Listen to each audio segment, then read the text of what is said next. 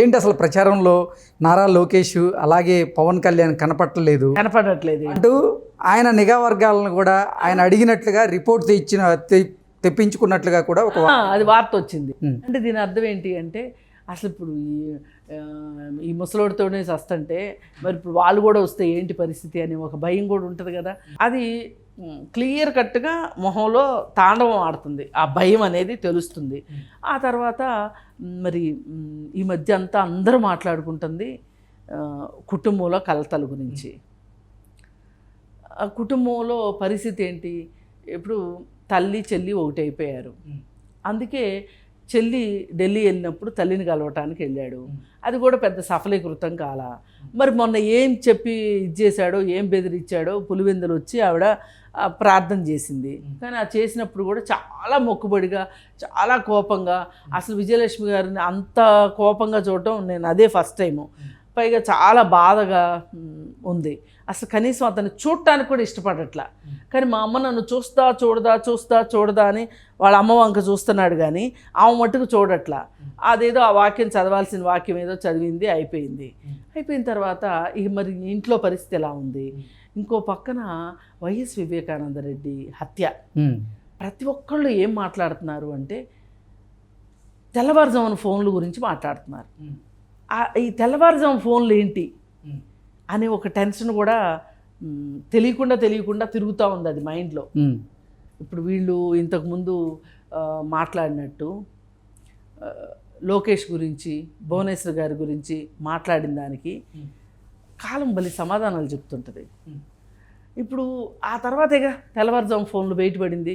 వదిన మరిది ఏం మాట్లాడుకుంటున్నారు అంటే వీళ్ళిద్దరే కలిసి కుట్ర చేశారా అని నేను ఏదో మరీ నెగిటివ్గా వెళ్ళట్లేదు, కానీ అసలు చెప్తున్నా, వీళ్ళిద్దరే కలిసి కుట్ర చేశారా, అసలు జగన్మోహన్ రెడ్డికి కూడా తెలియకోకుండా అంతా అయిపోయాక చెప్దాంలే ఓ మంచి పని చేశాము అన్నట్లుగా అసలు వీళ్ళే లేపేసి తర్వాత అంతా అయిపోయాక చేతులు గాలేక ఆకులు పట్టుకున్నట్టు జగన్మోహన్ రెడ్డికి చెప్పారా.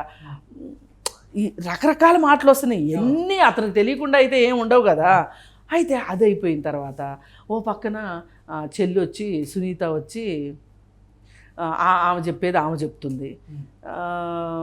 నీకు అసలు గొడ్డలి సంగతి ఎలా తెలుసు, గొడ్డలతోనే జరిగిందని నీకు ఎట్లా తెలుసు అని అడుగుతుంది. దీనికి సమాధానం లేదు.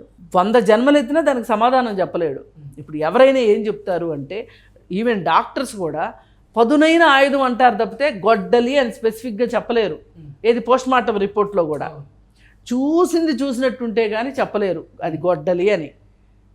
లేదంటే చేసినోడన్నా చెప్పాలి నేను గొడ్డలతో నరికాను అని. ఆ నరికిన గొడ్డలి ఈయన చూశాడా, మరి గొడ్డలని ఎట్లా అన్నాడు అని ఆమె ఆ పాయింట్లు లాగుతుంది. దానికి సమాధానం లేదు. ఇప్పుడు చెల్లి కొత్తగా షర్మిల చెల్లి రోజు తూర్పార పడుతుంది, అదంతా చాలనట్టు. ఇప్పుడు నిన్న ఇచ్చిన స్టేట్మెంట్ ఏంటంటే శవంతో రాజకీయం చేసావని అడుగుతుంది ఆవిడ. సమాధానం చెప్పండి. ఇంతకుముందంతా మీరు నేను అడిగాం, మనం అంటే లెక్కలేకపోవచ్చు. చెల్లి అడిగితే సమాధానం చెప్పాలిగా. శవాన్ని అక్కడ పెట్టుకుని సంతకాలు చేయించుకున్నామని చెప్తుంది షర్మిల.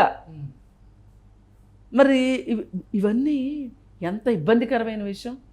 మళ్ళీ కోడికత్తి సీను ఇంక వాడి జీవితం జైలే అనుకుంటే బెయిల్ రాదు, బెయిల్ ఎక్కడొస్తే బయటకు వస్తే ఇబ్బంది అవుద్దు అని చెప్పి ఎన్ఐఏ కోర్టుకు వెళ్ళి ఒక చిన్న వాంగ్మూలం ఇస్తే వాడు స్వేచ్ఛాజీవిలాగా తిరిగేవాడు పాపం కోడికత్తి సీను. అది కూడా లేకుండా చేసావు. కానీ అందరూ పోరాట ఫలితమో ఏమో తెలియదు, కానీ సహజ న్యాయ సూత్రాలు ఏదో ఒకటి జరిగి అతను బయటకు వచ్చాడు. అది ఒక రకంగా జగన్మోహన్ రెడ్డిని కొంగదీసే విషయం. ఏమో అసలు ఆ రహస్యం బట్టబయలు అయిపోతే ఎట్లా అనే ఒక భయం ఉంటుంది. అంటే ఇన్ని భయాల మధ్యలో ఇన్ని పనిచేస్తూ ఉంటే అతనికి ఆత్మస్థైర్యం రోజుకి దిగజారిపోయి అది అన్నిటిని మించి ఓటమి భయం ఉంది. చూసారా, అసలు మనం ఇంతకుముందు కూడా ఒకసారి మాట్లాడుకున్నాం, ఏదైనా పదవి ఉన్నంతసేపే, పదవి పోయిన తర్వాత బస్ స్టాండ్లో కుక్కను కొట్టినట్టు కొడతారు. అలా ఉంటుంది పరిస్థితి. అందుకే పదవుల కోసం ఇంత ఆడతారు రాజకీయ నాయకులు. అయితే ఇలా ఏ రకంగా చూసినా కానీ ఆ ధీటైన వాయిస్ ఇవ్వలేకపోతున్నాడు.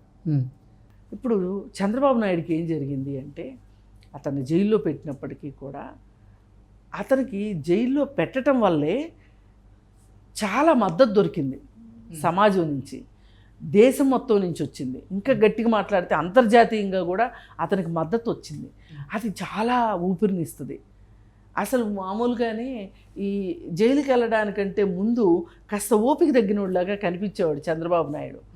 జైలుకి వెళ్ళి వచ్చిన తర్వాత ఈ వాతావరణం అంతా తనకు అనుకూలమైన వాతావరణం చూసిన తర్వాత అదే ఒక పెద్ద టానిక్ లాగా పనిచేసి ఒక ధీమా ధైర్యం వచ్చింది. అది ప్రస్ఫుటంగా చంద్రబాబు నాయుడు మాటలో కనిపిస్తుంది. ఇక్కడేమో అన్నీ అపశకునాలే. ఏదో అంటారు కదా, శుభం పలకరా అంటే ఏదో పలికినట్టు ఇక్కడ పరిస్థితి అలా ఉంది ఆయనకి. ఎవరో కలిసి రావట్లా.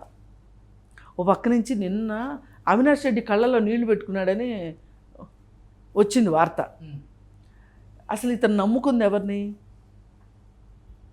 ఎవరిని నమ్మి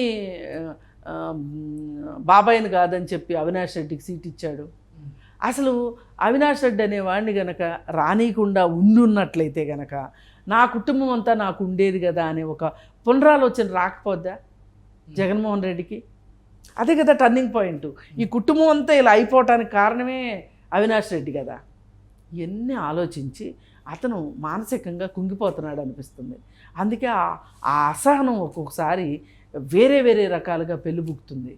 ఇప్పుడు బయటకు వచ్చినా కానీ ఇన్ని కష్టాలు ఇన్ని బాధలు అతని మీద దాడి చేస్తూ ఉంటే, పైగా నేను అధికారంలోకి వచ్చిన తర్వాత బటన్ నొక్కటం కాకుండా అప్పు తీసుకురావటం కాకుండా చేసిన పని ఏంటో చెప్పు అంటే ఒక్క పని లేదు.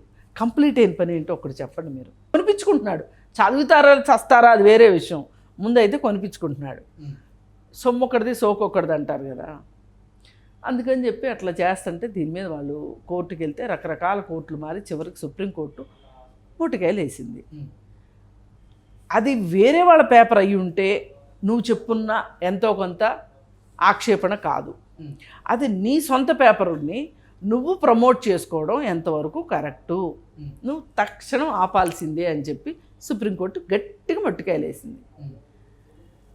ఇప్పుడు ఇవన్నీ ఏంటి అంటే ఎన్నికల ముందు ఇట్లాంటి వార్తలన్నీ కూడా మన ఆత్మస్థైర్యాన్ని దెబ్బతీస్తాయి.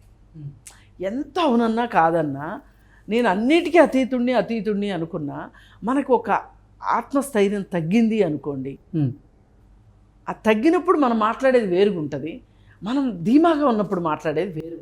అవును. ఇప్పుడు సార్కి అన్ని వైపుల నుంచి ముప్పేట దాడి అంటారు చూసారా, వీళ్ళు ముగ్గురు కలవటం ఒకటి. ఒకప్పుడు అసలు జనసేననే కలవనీకోకుండా చెయ్యాలి అని చెప్పి చాలా ప్రయత్నం చేశారు. అది సఫలీకృతం కాల. జనసేన కలిసింది. సరే జనసేనే కలిసింది కదా అని బాధపడుతూ ఉన్న సందర్భంలో అప్పుడే కొంచెం దాన్ని డైజెస్ట్ చేసుకుంటున్న సందర్భంలో బీజేపీ కూడా వచ్చి చేరింది, కూటమి వచ్చేసింది. ఇది ఒక పెద్ద ఎదురు దెబ్బ. ఇప్పుడు చూసుకుంటే మనం అసలు జగన్మోహన్ రెడ్డి ఎందుకు ఒక రకమైన ఆత్మస్థైర్యం దెబ్బతిని ఉన్నాడు అనుకుంటే గనక ఎంతో కొంత ఓడిపోతాను అనే ఒక సిగ్నల్ అయితే అతనికి దొరికింది. జనసేన కలవకపోయి ఉంటే గనక ఓట్లు ఓకే మేడం, థ్యాంక్ యూ.